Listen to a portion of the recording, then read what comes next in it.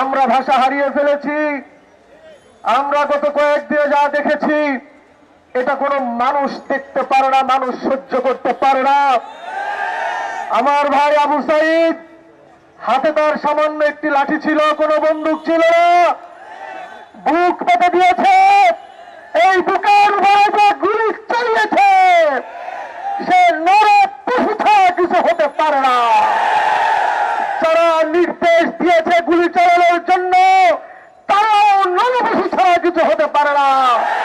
যেই সরকারের উস্কানিতে হয়েছে সেই সরকারে মানুষের সভ্য জাতির সরকার হতে পারে না। এরকম অসভ্য সরকার, অসভ্য সরকার বাংলাদেশের মধ্যে একটি স্বাধীন দেশে থাকতে পারে না, থাকতে পারে না, থাকতে পারে না। বিশ্ব দরবার, বিশ্ব মিডিয়া যখন, বিশ্ববাসী যখন এই দৃশ্য দেখেছে, আমরা লজ্জিত হয়েছি। স্বাধীন একটি বাংলাদেশে, স্বাধীন সার্বভৌম দেশে পুলিশ কিভাবে বাংলাদেশের সরকারি দলের ছাত্ররা কিভাবে আমাদের শিক্ষার্থীদের উপরে, ছাত্রীরা নিরীহ, ছাত্ররা ঢাকা বিশ্ববিদ্যালয়ে নিরীহ, তাদের উপরে যেভাবে চাওয়া হয়েছে এটা কোনো সভ্য দেশে হতে পারে না। গতকালকে আমাদের প্রধানমন্ত্রী বক্তব্য দিয়েছেন, কাঁদো কাঁদো ভাব দেখিয়েছেন।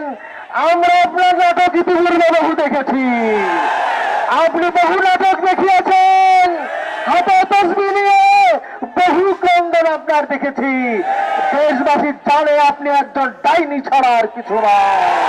এগুলি সব নাটক, ছাত্রী ছাড়া কিছু হয় না।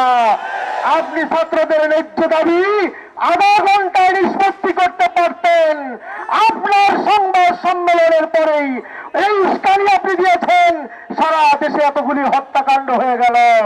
আমরা বলতে চাই এর দায় প্রশাসনকে নিতে হবে, দায় ছাত্রলীগকে নিতে হবে, দায় আওয়ামী লীগকে নিতে হবে, দায় সরকারকে নিতে হবে, হাসিনা সরকারকে, শেখ হাসিনাকে নিতে হবে।